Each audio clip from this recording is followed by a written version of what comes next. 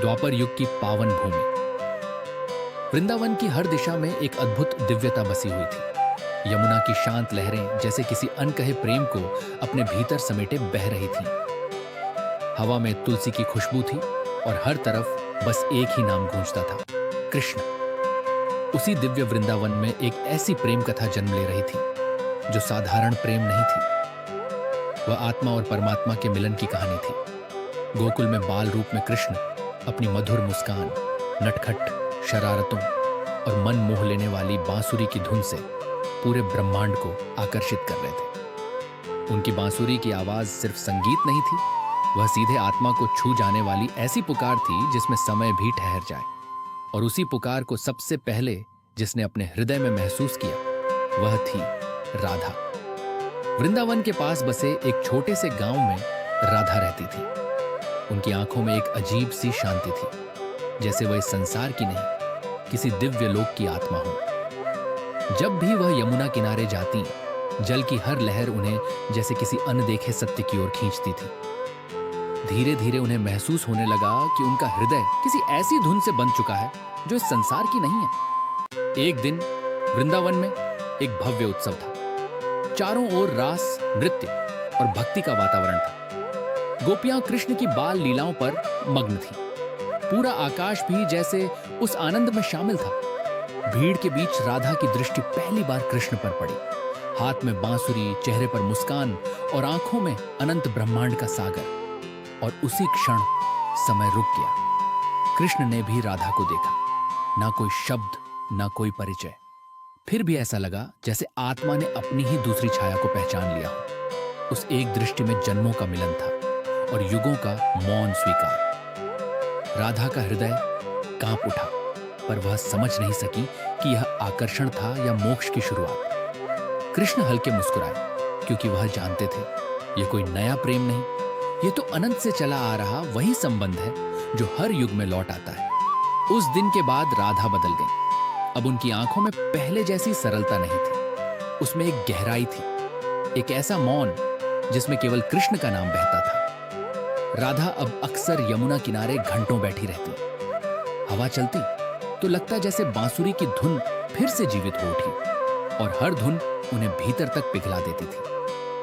धीरे धीरे राधा और कृष्ण की मुलाकातें बढ़ने लगी। कभी रास के बीच, कभी वन की शांति में, कभी गोपियों की भीड़ के बीच एक मौन संवाद चलता रहा। लेकिन यह प्रेम कभी संसारिक नहीं था। यह प्रेम पाने का संघर्ष नहीं था। यह प्रेम खोकर भी पूर्ण रहने की अवस्था थी। यह प्रेम साथ रहने की चाह नहीं था। यह प्रेम आत्मा में बस जाने की यात्रा थी। एक दिन राधा ने कांपती आवाज में पूछा, कृष्ण, तुम हमेशा अचानक दूर क्यों चले जाते हो? क्या मैं तुम्हारे साथ नहीं रह सकती? कृष्ण ने बहुत शांत दृष्टि से देखा और बोले, राधा, मैं कहीं जाता नहीं, मैं तो हर जगह हूं, पर तुम मुझे तब तक नहीं पहचान सकती जब तक तुम मुझे अपने बाहर खोजती रहोगी। राधा की आंखों में आंसू भर आए। कृष्ण ने आगे कहा, प्रेम पकड़ने की चीज नहीं राधा, प्रेम तो वह है जिसमें तुम खुद को भी छोड़ देती हो और फिर भी सब पा लेती हो। समय आगे बढ़ा। कर्तव्य ने कृष्ण को वृंदावन से दूर कर दिया। मथुरा से द्वारका तक की यात्रा केवल शरीर की नहीं थी, वह संसार के संतुलन की यात्रा थी। लेकिन वृंदावन वहीं रह गया और राधा भी वहीं रह गई। लोग कहते थे कृष्ण चले गए, पर राधा हर बार मुस्कुराकर कहती, वह गए नहीं, वह अब मेरे भीतर है। अब हर सुबह राधा यमुना किनारे आती। पानी की लहरों में उन्हें कृष्ण की बांसुरी सुनाई देती थी और हवा में उनका नाम। द्वारका में भी कृष्ण शांत नहीं थे। राजमहलों की भव्यता के बीच भी उनकी आंखें कहीं खोई रहती थी। वे अक्सर मौन में कहते, राधा मेरा प्रेम नहीं, राधा मेरा सत्य है। एक दिन एक आर्षी ने राधा से पूछा, तुमने सब कुछ खो दिया, फिर भी मुस्कान क्यों नहीं जाती? राधा ने उत्तर दिया, जिसे पाया नहीं जा सकता वही सबसे गहराई से पाया जाता है। ऋषि मौन हो गए। समय बीतता गया, लेकिन यह प्रेम समय से ऊपर उठ चुका था। यह शरीरों का नहीं, आत्माओं का संवाद था। जब कृष्ण का पृथ्वी पर कार्य पूर्ण हुआ, तब कहा जाता है कि संपूर्ण सृष्टि एक पल के लिए मौन हो गई। उस मौन में राधा और कृष्ण का मिलन हुआ।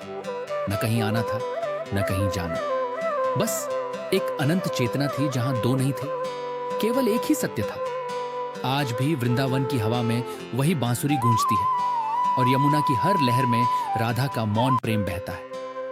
यह कहानी समाप्त नहीं होती, क्योंकि यह प्रेम है और प्रेम कभी समाप्त नहीं होता। अगर यह कहानी आपको पसंद आई हो तो कमेंट बॉक्स में राधे राधे जरूर लिख देना और लाइक सब्सक्राइब कर देना। और नए वीडियो की सबसे पहले नोटिफिकेशन पाने के लिए चैनल को सब्सक्राइब करो और बेल आइकॉन जरूर दबा देना, ताकि मेरा हर नया वीडियो सबसे पहले आप तक पहुंच सके